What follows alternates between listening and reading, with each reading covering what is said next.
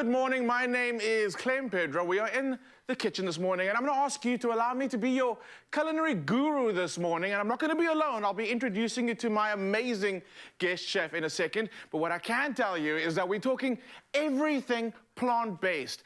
Everything made with the goodness of Mother Nature that comes from the earth, from the trees. All of that is going to be featured in today's Culinary Hotline. So the phone lines are open, and that magic number is 064-408-8863. We want all your voice notes this morning. If you have any questions about anything plant-based or even anything food-related, let us know, because it's Wednesday, and this is the Culinary Hotline, bling! Oh, yes. And here's that number again, because I think I got it wrong. It's 063-408-8863. I'm going to save it to my phone. I'm going to speed dial that number to number 1, and you should do the same. Let me introduce you to my amazing chef this morning, Leozette. Hello, Clem. How are you? I'm very good, thank you. And you? I'm very grateful to have you here, because I thought you'd be running some type of marathon, you'd be somewhere like doing something up a mountain, but you're here this morning. Exactly, that's later. It's later? The show. Okay, so we're going to need fuel, right, to get us going through for the rest of the day. Absolutely. And you've come through with the magic. This is our guide to everything plant-based. Yes. Such a beautiful book, and I know it's a bad thing to say. I do judge books by the covers. I'm judging and I'm liking. Oh, yes, thank This goodness. is really, really beautiful. So what are we making? Is it a recipe out of the book? Yes, it's a recipe out of the book. We are making polenta fries. They are delicious, they are light, and they're perfect for kids as well. Perfect. I consider me a kid because I love polenta. So where do we begin? We're going to begin on the side. First things first. You can take this out. I'll be your sous chef. You tell me what to do. Thank you very much. Firstly, we're going to fry up all of our veggies so that they are nice and bright, but also not overcooked. We still want a little bit of that crunchiness. That was going to be one of my first questions, actually. But you can cook while we talk, because I can talk for days.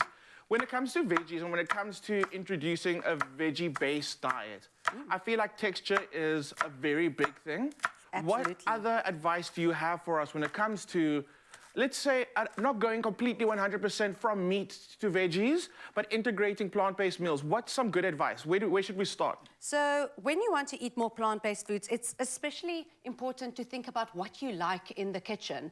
As a meat eater, what are the dishes that you like? And then try and replicate those dishes, or veganizing those dishes. Veganizing, I like that word. Yes, exactly. So that you still feel comfortable in the kitchen, that you still like what you taste, and that you incorporate, like you said, those textures. Don't make everything mushy. Veggies doesn't have to be mushy. Incorporate the smoothness, incorporate the crunch, especially, to make something that you would enjoy and that you would usually enjoy, just in a different version. There we go. And this is a version, obviously. This is a dish that you like. I mean, it's in your book. You can't not like. So you're using polenta as a base to make the tart. But the veggies, can we swap that out to like seasonality or whatever we're feeling like? Absolutely. I would just suggest that you use veggies of a similar texture, so that the one doesn't go very limp while you're cooking the other one. So carrots and red pepper and broccoli will all cook at the same speed. But you can definitely swap it out with whatever you have in the kitchen, in the fridge, in the pantry. So a little bit of oil in the pan for me. Okay, cool. And it feels like it's silly, but I think I'm going to say it. Yeah. We're doing plant-based. So don't be using butter for this recipe. If you're trying to go plant-based, right? Okay. Absolutely. Coconut oil, olive oil, sunflower oil, canola oil, avocado oil, macadamia nut oil. Stop me. Wait, no, you go on. But it's so nice that literally today we have a variety of options available. 10 years ago, if you were vegan, shame. Oh, yes. I went vegan 10 years ago. How did you do it? Oh, I suffered. Oh, no. Okay, you're Hence lucky the reason now. for 2 cookbooks. Yes, there we go. Absolutely. Okay, so they said a little bit of oil goes into the pan. Yes. And that's just a saute of the veggies. Yes. And this is a very, very quick recipe. I make it for my friends all the time. It's a nice snack as well, or like an appetizer. Okay, with a nice dip. So what do we go? We're going to add our spring onion. And again, we're trying to keep as much texture as we can, so we're not stewing the veggies. Exactly, no. Because they're still going to bake in the air fryer as well. So we don't want them to be too mushy. Or to limp. There we go. Awesome. Does this work as I mean, it's quite substantial. Would this dish work as a side? Yes, absolutely. Polenta fingers are, like I said, it can be a nice snack, or it can be a side, or a light meal. But then I would add a little bit of a nice salad on the side. Yeah. If you want to add it as a eat it as a light meal. There we go. Can I season this a little bit with some Yes. salt? If we can have some salt and pepper, that would be fantastic. Here we go. And you don't need a lot of flavor in the actual veggies because we are going to cook our polenta in the vegetable stock. Yes. And that's going to add a lot of flavor and salt. So we also don't want to oversalt our veggies. So what is your trick for cooking polenta? Stir it quickly. Stir it quickly. And also not too much. So you want to add the polenta into the veg stock, bring it to the heat, stir it through, add the veggies quickly, and then take it out and get it into your plate as soon as possible. Sure thing. Because you don't want it too thick, and then it's not going to. So do we need this smoothly. do we need our stock to be bubbling? A little bit, yes. Okay, so let's get it that up heat to a bubble, properly up. Okay. and then we can turn the heat down. See, I'm multitasking. I've got my I see. veggies going, I've got my stock going. And veggie stock, obviously, because we're going plant-based, but a mushroom stock would be amazing Oh, with this. yes, absolutely. Whoop, let me get that bit of carrot And you off. know, even the chicken and beef stock cubes are usually vegan because it's just spices. Scandal. Absolutely. So, I love it. There we go. It's just spices. Okay, Yes. I'm ready for you. okay, let's add our polenta in. All at once. Yes, and we have here a little bit of nutritional yeast to give it like a cheesy flavor. And it really does give it a cheesy Parmesan Yeah, flavor. I mean, the first time I absolutely. tasted nutritional yeast, it was quite mind-blowing. And I mean, it looks like, what does it look like? It looks like a type of like, just powdery flake. I always say it looks like fish flakes, but it doesn't taste like fish flakes. 100% it looks like fish flakes. But it doesn't tastes taste- like cheese. Hey, but have you ever tasted fish flakes? Tell the truth. Tell the truth. Have you ever tasted fish flakes? Well, we never know what we did when we were 3. Okay, so I'm gonna confess I have, which got like this, like kind of like, it does have a strange umami flavor. Yeah. Which is weird because so does this, but it's not the same thing. No, definitely not. Do not put fish flakes in your polenta. Do not put fish flakes in your polenta. This has also got quite unusual, usually a high amount of protein in it. Yes, and vitamin B12. Okay, which is important. That Yes. gives you energy, right? It does. Is that why you're always so... so busy? I've never seen you down, ever, absolutely. Okay, we're looking good. Yes. And if I can just tilt this to show Yeah, the of camera course. how quickly Polenta that has cooks. thickened up. Yeah. Okay, so once we got it looking beautiful like that, we're gonna add our veggies to the mix? Yes, exactly. So Okay. polenta can be a little bit gritty. So we just want to cook it enough to soften it a little bit. But like I said, this doesn't take long at all. No. So we can add our veggies to this. And just give it a good stir. That's enough. Nice, quick and easy. Very quick and easy. Absolutely love it. I'm seeing a friend of mine is just joined the kitchen a bit. He's gonna get some in a second. Oh my goodness, this is looking we go. so good. And smelling, the flavors are quite deep and we didn't like cook anything for that long. No, exactly. We didn't have to cook the veggies so long. You can see that they're still bright and beautiful. And we're just mixing them through in the polenta. We don't need to cook the veggies in the polenta because they've already been fried. And they, like I said, they're also going into the air fryer. Amazing. So we're gonna get that into our beautiful dish, into the air fryer. And when we come back, we're gonna go to recipe number 2 and we're gonna see the final version of this dish. Don't go anywhere. We'll be back with more Culinary Hotline Bling! Sing. It's my feel-good breakfast show. And we're back in the kitchen, talking everything plant-based with Leozette Roode on the Culinary Hotline Bling! All right, we were working on our amazing polenta. You call them polenta fingers? What do you call them? Yes. Fries, chips? Yeah, you can call them whatever you want. Just make it. Fingers, fries, chips. There we Just go, don't need the fingers, real fries, chips. So we're getting that into our air fryer right now. Yes. So it went into the air fryer once already. Yes, so either oven or air fryer to pre-bake them. Then you tilt it out. You cut them into your little fries, fingers, whatever you want to call them. And then you put them back into the air fryer to crisp up very There we go, nicely. let's get them back into the air fryer. And talking about air fryer, it's Black Friday, and this is your last week to benefit from the most amazing deals at Woolies.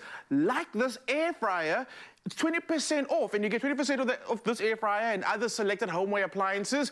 Get it now. And the one that we're using this morning is the Instant Vortex Plus 6-in-1 air fryer. So shop this deal in store at Woolies, available right now on the app as well until the 27th of November 2023. Don't forget, T's and C's do apply. You can check them out on woolies.co.za. Leozette, okay, back into the air fryer. Exactly. Air fryer thing. Okay, Do them cool. in batches. So the purpose of going back in the second time is to get that crunch, that crispiness, that texture on the outside? Exactly, exactly. So the first bake is just to set the polenta with the veggies, and then the second bake is to get the nice and crispiness. The crispiness. Okay, while the crispiness is happening, let's talk about recipe number 2. Yes. Let's do a swap, because I know that I'm going to be this side. Exactly. Cool. So, recipe number 2 is also a very nice light meal. It's one of my favorites, absolutely delicious, and kids love it because there's peanut butter in it. Oh, yes. So we are making a Thai peanut noodle with crunchy veggies. Lovely. Okay, so I'm going to get started on our sauce. Yes. What is this? It's dates that's been soaked in hot water. And we soak it in hot water to soften the dates, and then they blend easier into the sauce. And it's a healthy way of adding some sweetness. Oh, I love instead of that. adding a whole bunch of sugar. I love that. And again, so the water, is it cold water? Hot water. Hot water Yes. just to soften it, and obviously you've taken the stone out. Yes, absolutely. I've never done that before. Pretty so. Okay, so let me get some spatulas while you talk me through the veggies. What are we going with? So we're going with red pepper, carrots, edamame beans. If you don't have edamame beans at home, you can also use fresh peas, and you can even use corn. Anything that will be nice and colourful. And then we are going to garnish it with some roasted peanuts and with some sesame seeds. Cool, let's get cracking. Let's start. We're going to cook while we talk, because I've got a very important question about protein. So if you go plant-based, obviously protein is something that you're always kind of looking out for, because you know you need to have it in every single meal. So we've got edamame beans, we've got peanuts. What other sources of protein can we get from vegetables? So your lentils and your beans are very, very high in protein, and also some of your leafy greens. So if you're thinking spinach, if you're thinking kale, and then anything with soy. So tofu, for instance, is very, very high in protein. I've never met anyone with a protein deficiency. Not vegan or not. Oh, wow. Yeah. Okay, that's pretty amazing. Okay, awesome. Okay, I love that. So I've got the beautiful soaked dates in here, the peanut butter's in here. Some soy sauce. All of it, or? It's about a third of a cup, so maybe like that. There we go. Should be fine. And then we've got some lemon juice. Is lemon juice a lime? Lemon juice. We've got some vinegar. Almost can't see that. Oh, literally, it was like, what? And then ginger going in. And then some water. Okay, yes, water. How much water? So you can decide how thick you want the sauce, but I would do about a half a cup. Half a cup coming right up. Okay. And then, like I said, you need to decide how thick or how thin you want the consistency of your sauce to be. It also depends on the type of peanut butter, for instance, that you use. Because the peanut butter that I use at home might be a little bit thicker than the peanut butter that you use at home. So it's very important to look at the sauce and also to taste it. Of course. I always tell people, taste the food, go with the recipe, but taste it. Because, again, the soy sauce I use at home might not be the same as the soy sauce that you use at home. Right. And another thing I was thinking about is that we're not going to cook the sauce, are we? No, so it's very important to taste, because that's going to be the final product that actually goes on your noodles. Yep, exactly.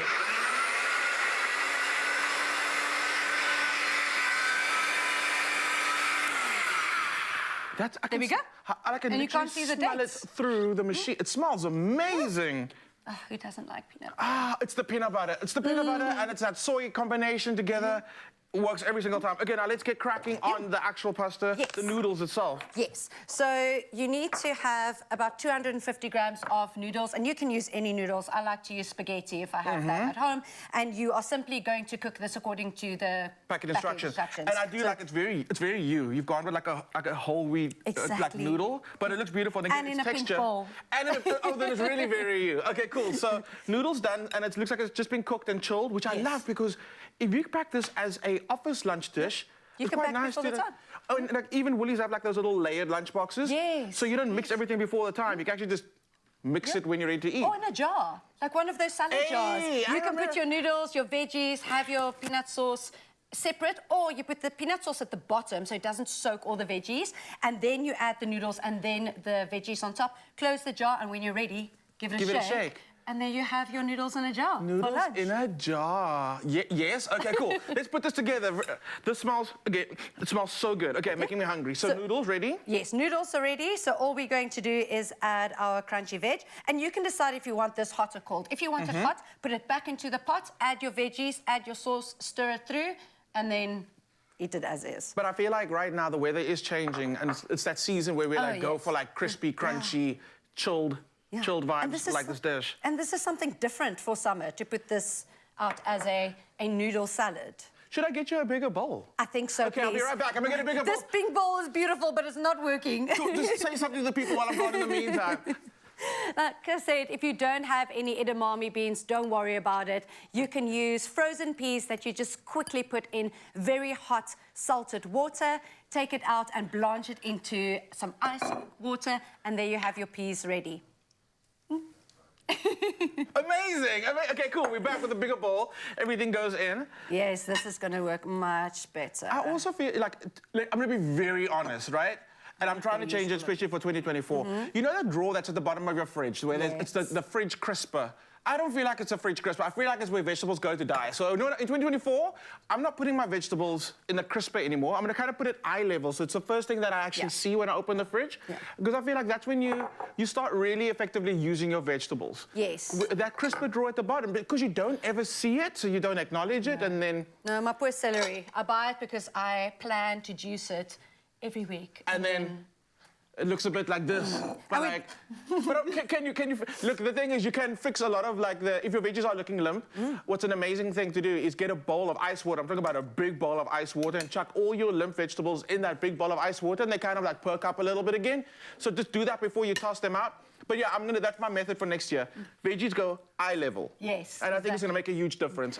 And if you have herbs that's starting to go off, blend it with a little bit of olive oil, pour it into your ice trays and freeze it. Because then when you want to cook something, you just take a little block of olive oil herb infusion and pop it into your pan. Oh yeah, that sounds absolutely amazing. I think you don't have to waste your herbs. A big thing for 2024 like I spoke about is using more vegetables, but the whole umbrella situation, less food waste. Yes, absolutely. And being creative with vegetables is an amazing way how to not end up with a lot of food waste. So I love this recipe so much. So I'm going to add our delicious peanut sauce to our noodles and our veggies. And just mix that through. And I say this every week. We have one resident vegan in the studio, and he is that's him in the background. He is so happy this morning because he's actually got something to eat. Normally, you know, if there's any left for him. If there's any left for him, all right. But Chadwin will be keeping some aside for you for sure. You're not going anywhere. You've got one more recipe, right? Yes, exactly. So don't forget to send those voice notes through. Leozette's coming through with what promises to be amazing final dish. So stay tuned to the Culinary Hotline Bling. It's my feel-good breakfast show. And we're back in the kitchen for more delicious plant-based goodness with Chef Leozette. Can I call you Chef Leozette? Yes, of course. There we go. And by the way, it's the Culinary Hotline Bling! That was amazing. Awesome. So 2 recipes done, and they are absolutely beautiful.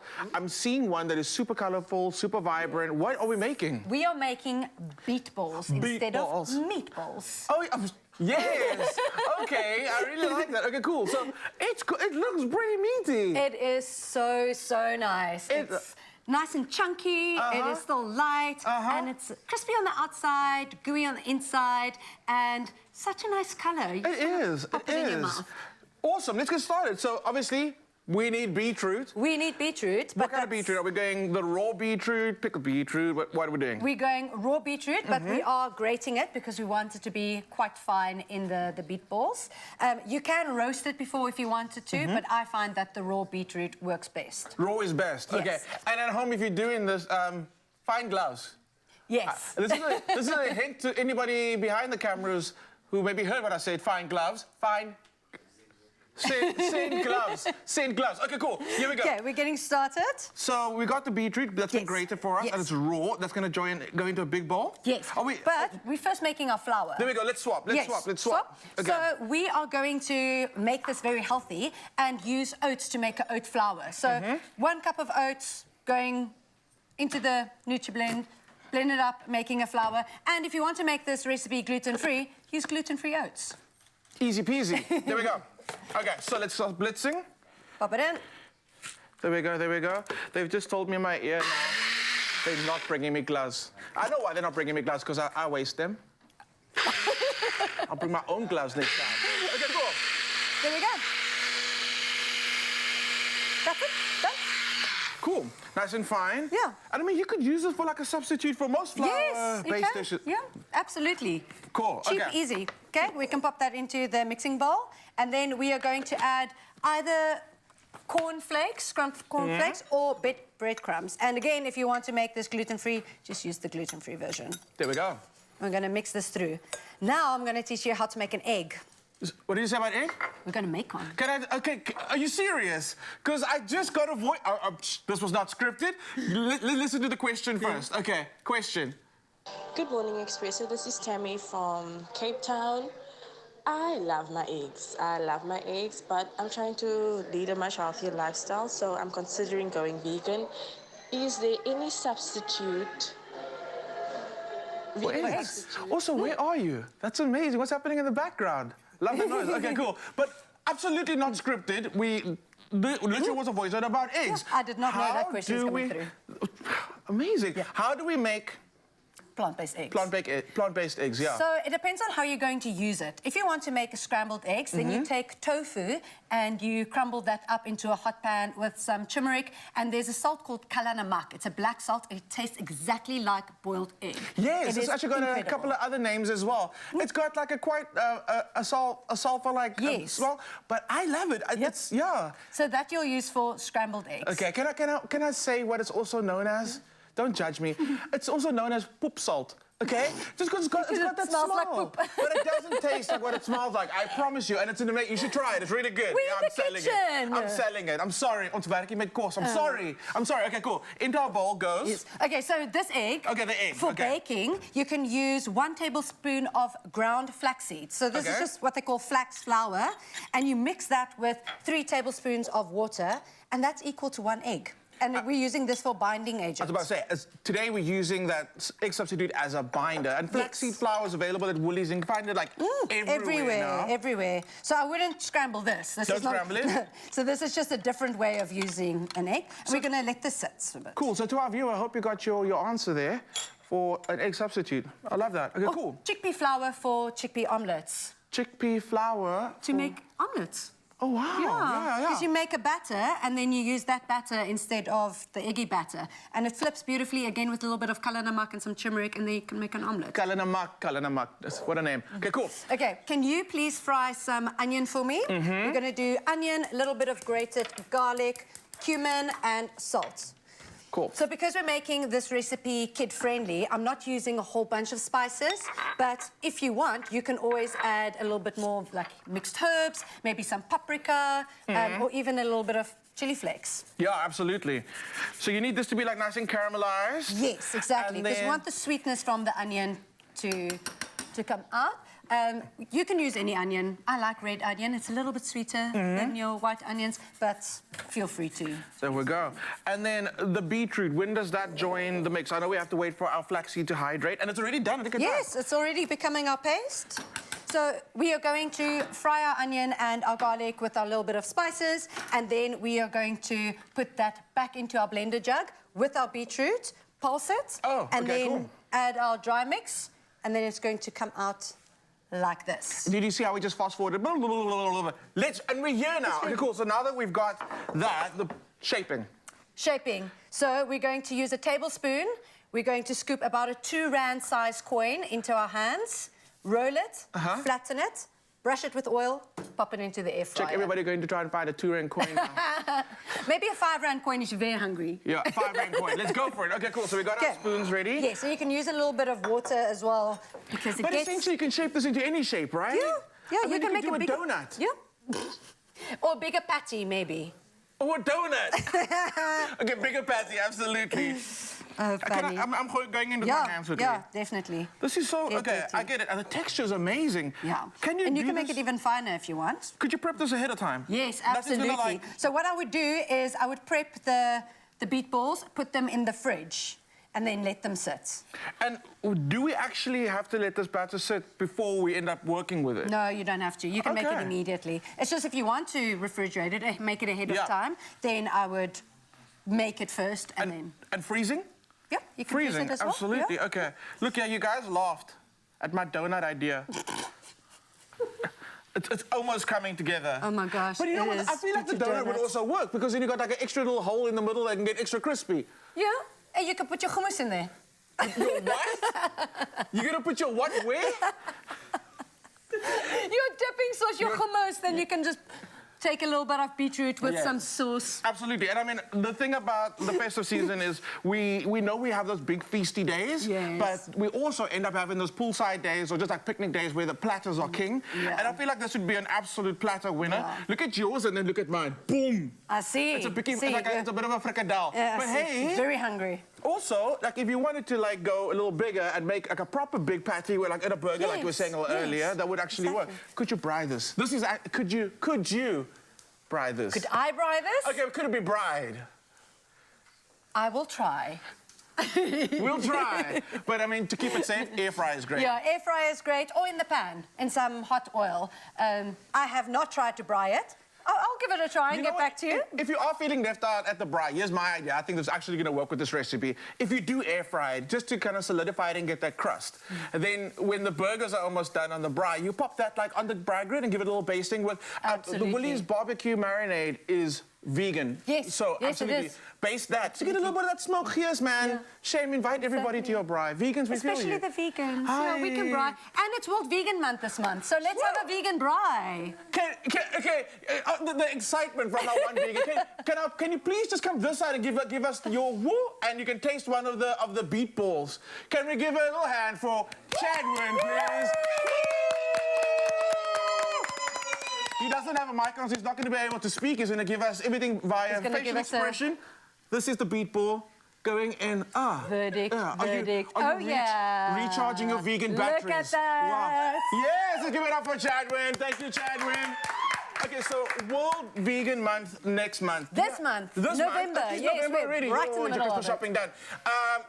I'm actually going to ask you to challenge South Africa, and I'm not extreme, but give them a challenge, at least something they can try during World Vegan Month. Yeah, definitely. So embrace a little bit of eating more plant-based in your kitchen, and maybe try eating plant-based on a Green Monday, for instance. Yes, a nice day after a weekend of indulgence. Eat a little bit green, a little bit fresh, even if it's just one plant-based meal a day or one plant-based day a week. We got to take steps, right? Yes, you can't just go full blown. We're taking the steps, and you've been absolutely amazing. Where's your book? Absolutely amazing having you here today, this morning. To our viewers out there, go and get this book. The recipes are absolutely phenomenal. Leozette, you've been amazing. Thank you, Clay. Thank you so much. Nice cooking with you. Looking forward to kicking the year off with you, going plant-based again. South Africa, we'll be back again next week with more Culinary Hotline Bling!